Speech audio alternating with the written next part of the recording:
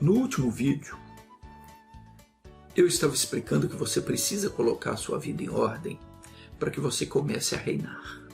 Deus destinou o reino para nós, só que nós estamos deixando o diabo reinar sobre a nossa vida, porque nós não estamos dando atenção à palavra de Deus. Um dia, nós vamos prestar conta do que nós fizemos aqui. Só que antes que esse dia chegue, nós temos que viver bem. Jesus disse: eu vim para que tenham vida e a tenham em abundância. Deus deu o reino para nós. Nós temos que reinar e dominar sobre o nosso inimigo. Hoje eu vou continuar a mensagem que eu não terminei no último vídeo. No livro de Isaías, capítulo 38, nós temos a história do rei Ezequias. Ezequias, ele não era uma pessoa que vivia no pecado. Ele não era um idólatra, não era um ímpio. Pelo contrário, Ezequias era um homem de Deus, um homem este que, quando Senaqueribe, rei da Assíria, a Síria foi um antigo país ao norte da região denominada Mesopotâmia, e hoje ela abrange o Iraque e a Síria. Mas voltando então, quando Senaqueribe subiu contra as cidades de Judá, o rei Ezequias orou e Deus ouviu a oração de Ezequias. Significa que Ezequias estava preparado para encontrar com Deus. Nós precisamos estar preparados para encontrar com Deus. Porque quando nós orarmos, nós temos que encontrar Deus para que Ele responda a nossa oração. Caso contrário, a nossa oração não vai ser respondida. Então Ezequias estava preparado para encontrar com Deus, porque senão ele não teria encontrado Deus. Ele orou, a oração dele encontrou Deus e Deus enviou um anjo que numa noite feriu e matou o exército dos assírios. 185 mil soldados do exército de Senaqueribe morreram naquela noite. E o Senaqueribe fugiu então para a casa do Deus dele, e lá 2 dos seus próprios filhos o mataram. Então veja como Deus atendeu a oração de Ezequias e livrou todo aquele povo. Porque Ezequias estava com a casa em ordem, ou seja, ele estava bem com Deus. Quando nós estamos bem com Deus, basta uma oração e Deus nos socorre, seja qual for o problema. Mas se nós não estivermos bem com Deus, a nossa oração não vai ser ouvida. Então, Ezequias ele era um homem de Deus, só que no momento da vida de Ezequias, ele deve ter se descuidado, porque a Bíblia não diz, mas é uma coisa bem comum uma pessoa se ensoberbecer depois de conseguir uma grande bênção. Como foi o caso aqui, pode ser que Ezequias ele se achou melhor do que os outros, porque ele orou, Deus enviou um anjo, matou o exército dos assírios e deu o livramento. Então pode ser que ele tenha se exaltado, né? Se achado o tal. Né? A Bíblia não diz que foi isso, mas pode ser um caso de soberba. Por que eu estou falando isso? Ele pode ter ficado orgulhoso pelo fato dele ter tido a sua oração respondida. Não sei, é uma hipótese, tá? Eu estou falando de coisas possíveis de acontecer. Por que eu acho que Ezequias em algum momento vacilou? Porque a Bíblia diz que naqueles dias, logo depois de Deus ter dado um grande livramento, ter ouvido a oração de Ezequias e respondido, naqueles dias, logo depois disso, Ezequias adoeceu de uma enfermidade mortal. E veio a ele o profeta Isaías, filho de Amós, e disse: assim diz o Senhor, põe a tua casa em ordem, porque morrerás e não viverás. 2 coisas me chamou a atenção aqui. Primeiro, que a Bíblia diz, em Provérbios 26, versículo 2, que maldição sem causa não se cumpre. E parece que estava se cumprindo na vida do rei Ezequias, porque ele adoeceu de uma enfermidade mortal. Teve uma causa, então. Ele era um homem de Deus, mas é onde eu digo, provavelmente em algum momento da vida ele vacilou. Pode ter sido um caso dele ter se ensoberbecido, ter ficado orgulhoso por Deus ter ouvido a oração dele, se sentiu tal, não sei, alguma coisa aconteceu. Diz que logo depois daqueles dias ele adoeceu de uma enfermidade mortal. Isso é uma maldição, claro. Ou será que tem alguém que acha que doença é uma bênção? Claro que não. Então, algo deveria haver para que aquela maldição atingisse o rei Ezequias. Provavelmente havia ali alguma coisa que não estava agradando a Deus. Isso é que eu quero chamar a sua atenção. Nós temos que estar vigilantes. Porque se em algum momento da nossa vida nós não estivermos andando, vivendo conforme agrada a Deus, nós vamos estar abrindo brecha para que aconteça algo ruim. Por quê? Porque o diabo está ao nosso derredor, buscando a quem possa tragar. Foi isso que o apóstolo Pedro disse. Ele disse, sede sóbrios e vigiai, porque o diabo, o vosso adversário, anda ao vosso derredor. Então nós temos que ser sóbrios e sempre vigilantes na palavra, para não vacilarmos, para não deixar brecha para o inimigo atuar na nossa vida.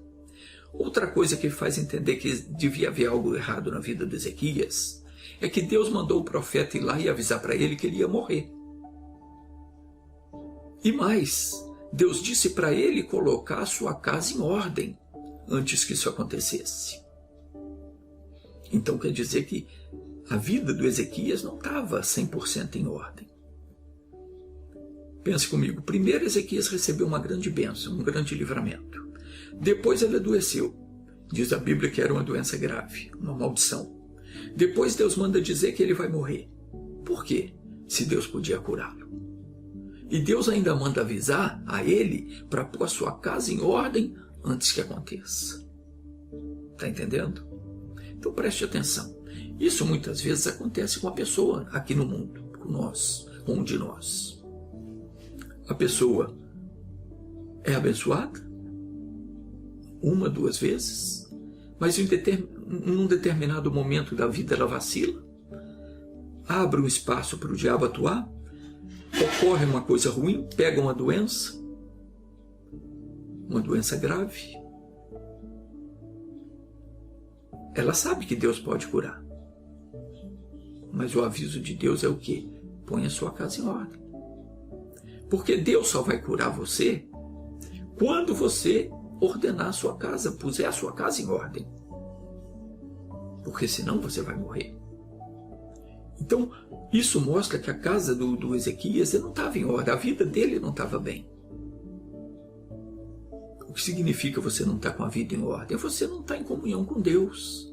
E nós temos que prestar atenção, porque do jeito que a pessoa partir aqui nesse mundo, ela vai ficar por toda a eternidade. Quem morrer estando separado de Deus, vai ficar separado de Deus por toda a eternidade. Já quem partir com Jesus vai estar para sempre com Ele. Então, nós temos que nos preparar para esse momento. Porque morrer, todo mundo vai morrer um dia. Mas não é me preparar para o dia que eu for morrer. Eu tenho que estar preparado para me viver bem. Enquanto eu não morrer, eu tenho que estar bem com Deus. Não adianta depois que morre a pessoa rezar, acender vela, pode fazer o que for, não tem mais jeito. A salvação da pessoa é a pessoa se acertar com Deus e viver com Jesus agora, em comunhão com a palavra. Porque do contrário não vai haver salvação. Só que a salvação não é só para depois que eu morrer. A salvação é agora, porque ela inclui a cura divina, ela inclui o perdão dos pecados, ela inclui vida abundante, prosperidade. Então eu preciso ser salvo hoje e viver a minha salvação. Agora entenda que eu não estou falando de religião, nem de igreja. Eu estou falando de você aceitar Jesus. Não tem nada a ver com igreja e muito menos com religião. O que é aceitar Jesus? É você procurar conhecer as Sagradas Escrituras e crer nelas. É você aprender e entender que Jesus veio ao mundo para morrer no seu lugar, pelos seus pecados, e Ele fez isso. E Ele deixou instruções, as quais você deve seguir para assegurar o seu direito à vida eterna. Porque no seu sangue Ele fez conosco uma aliança, e essa aliança jamais pode ser anulada. Se vivermos conforme os seus mandamentos, isso é, se nós guardarmos a sua palavra e nós andarmos nela, nós estaremos provando o nosso amor por Ele. Então Ele virá juntamente com o Pai e fará morada em nós. Isso significa que eu vou ter o próprio Deus morando aqui dentro de mim. Deus vai estar em nós.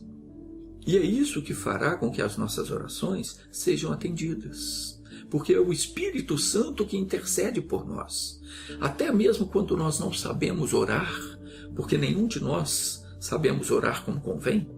A Escritura diz que nós não sabemos orar como convém, mas que o Espírito Santo intercede por nós com gemidos inexprimíveis. Gemidos que não se podem exprimir, não tem palavras para dizer. Então, às vezes nós oramos, nós não sabemos falar com o Pai aquilo que temos que falar. Mas se nós temos o Espírito de Deus morando em nós, Ele intercede por nós. Com palavras que nós não entendemos.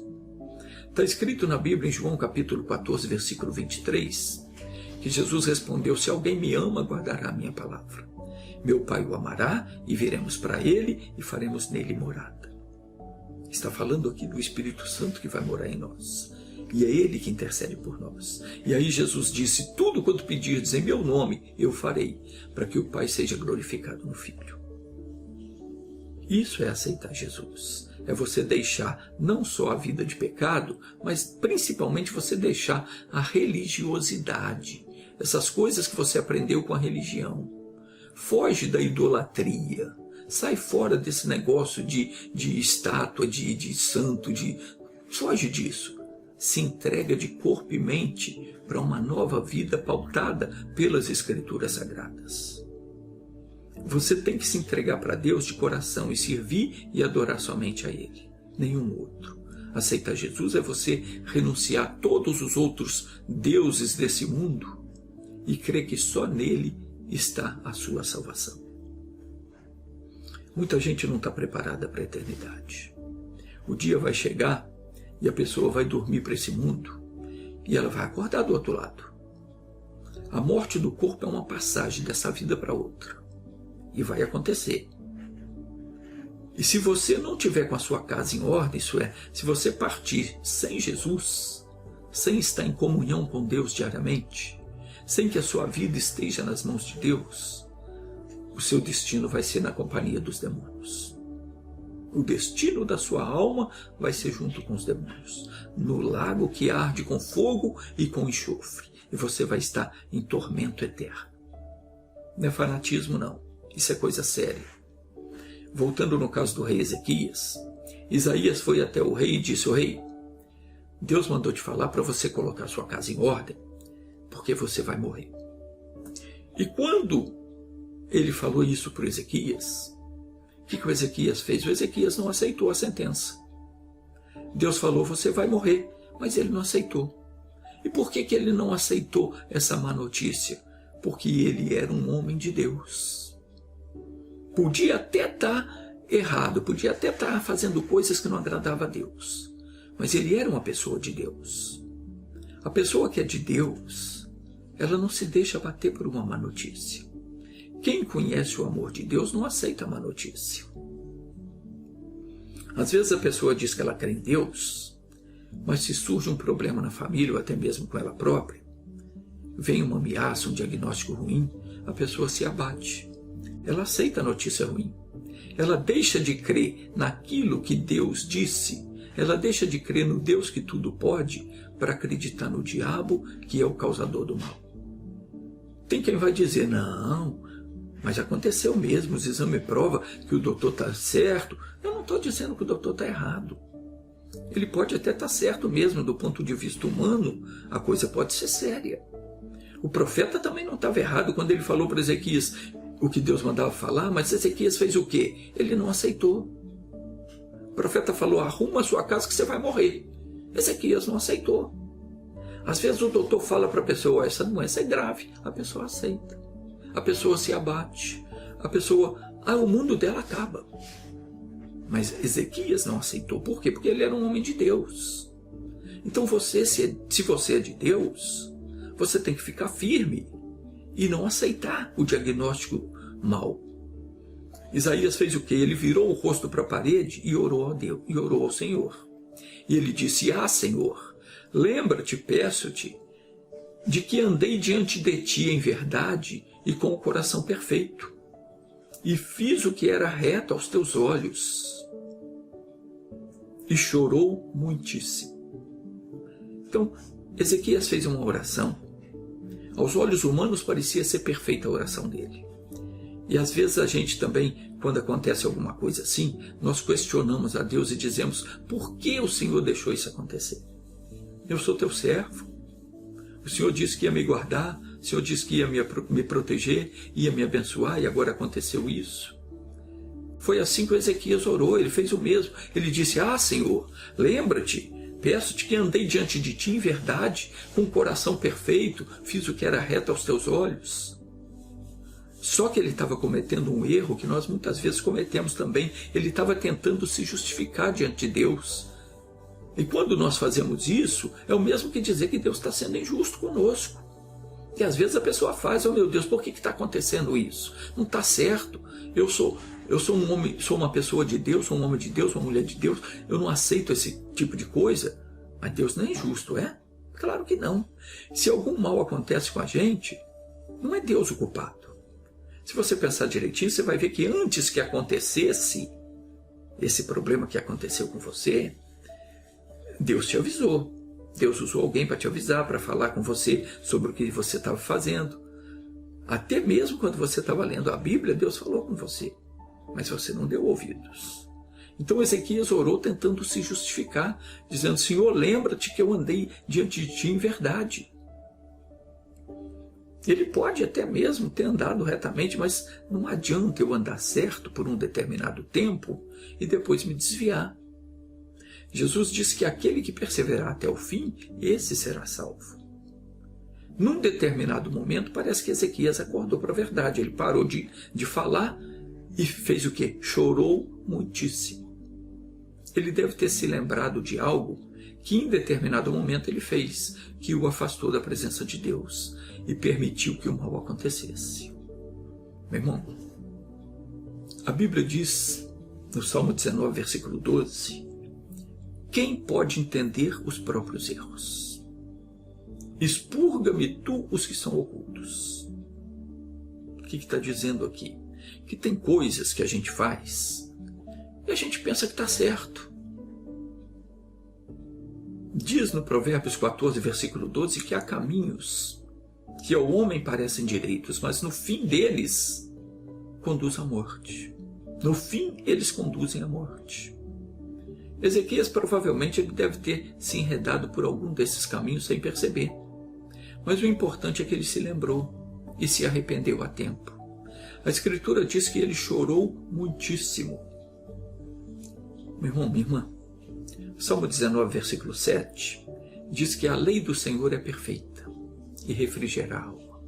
O testemunho do Senhor é fiel e dá sabedoria aos simples. Os preceitos do Senhor são retos e alegram o coração. O mandamento do Senhor é puro e alumia os olhos. Você pode estar angustiado, abatido, com o astral lá embaixo, mas quando Deus fala no seu coração, você se alegra. E quando você dá ouvidos aos mandamentos de Deus, os seus olhos, digo, o seu entendimento, ele é iluminado e você então começa a ver o que mais ninguém vê, que é a solução para o seu problema.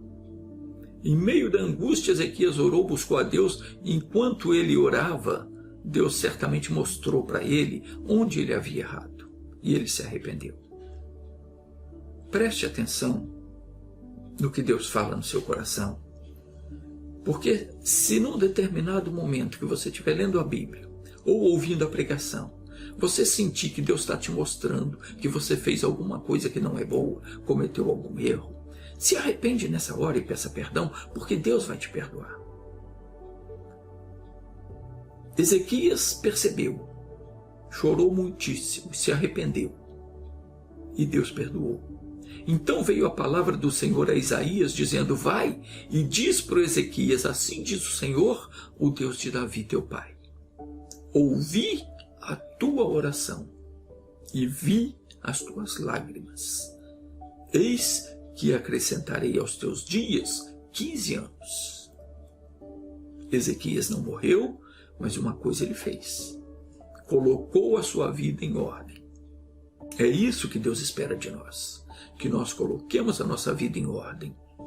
Quanto ao resto, Deus é poderoso para resolver e reverter qualquer situação. Feche os olhos, vamos orar.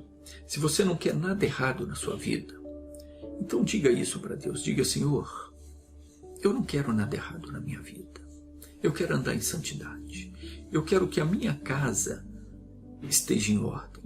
Ore, fale com Deus, confesse os seus erros, peça que Ele te perdoe e diga: Pai, o Senhor sabe onde eu tenho errado.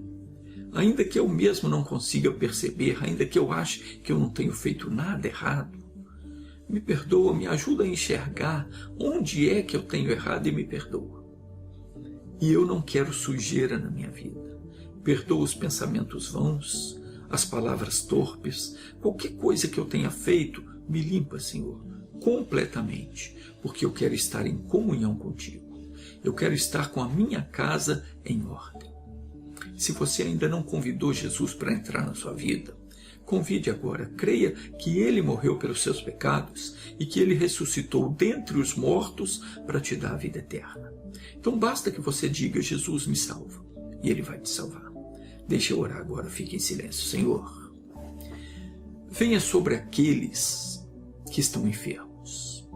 Pai, tira essa coisa da garganta, esse mal que se alojou na garganta, que tem sido um incômodo, esse catarro que se agarrou, que entope o nariz com frequência, que deixa a boca seca, que atrapalha a respiração. Em nome de Jesus eu amaldiçoo esse problema e eu digo: a glândula que está funcionando de modo anormal, se normalize agora em nome de Jesus. Eu digo também a esse câncer que está na garganta desse meu irmão: saia daí em nome de Jesus Cristo. Essa dor no peito, esse peso no corpo, essa pessoa que está com uma dor de cabeça, algo estranho que ela sente e não sabe explicar, Pai, venha sobre essa pessoa que sofre com pressão alta ou pressão baixa, que sofre com diabetes, que sofre com anemia, essa que tem um problema nas veias, nas artérias, nos vasos sanguíneos. Deus, entra agora com o teu poder na vida dessa pessoa que está perdendo a visão, essa que tem catarata, que tem glaucoma, ou alguma doença degenerativa, alguma herança genética. Pai, eu clamo agora por essa pessoa que me assiste pela internet, pelo Facebook, pelo YouTube, essa que deixou o nome pedindo oração. Oh meu Deus, eu oro por esse irmão que está com câncer. Pai, o Senhor é poderoso para fazer esse mal desaparecer.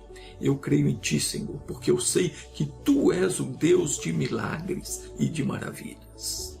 E eu invoco o Teu poder agora sobre essa pessoa que foi vítima de uma obra de macumbaria, de feitiçaria, de magia negra, essa pessoa que sente que tem algo errado na vida dela.